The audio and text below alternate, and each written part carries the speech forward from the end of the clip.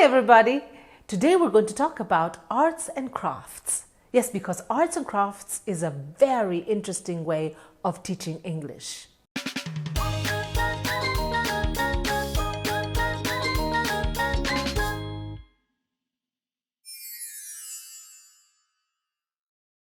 Children love to color, paint, cut, staple, and these and many more verbs are the first things you can teach while doing arts and crafts.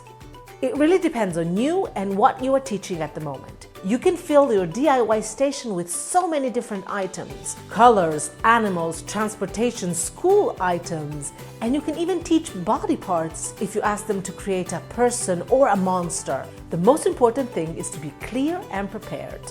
Do not give them the material freely, but teach them how to ask for it. May I have a blue star, please?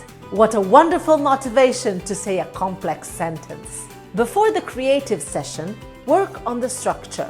You can use a rhythm in association with a series of movements to help them memorize the structure. For example, may I have a blue star, please? May I have a blue star, please? Then teach all the items that they will find in the DIY station. The animals, the body parts, the school items, the colors, and then talk to them about the project they will build.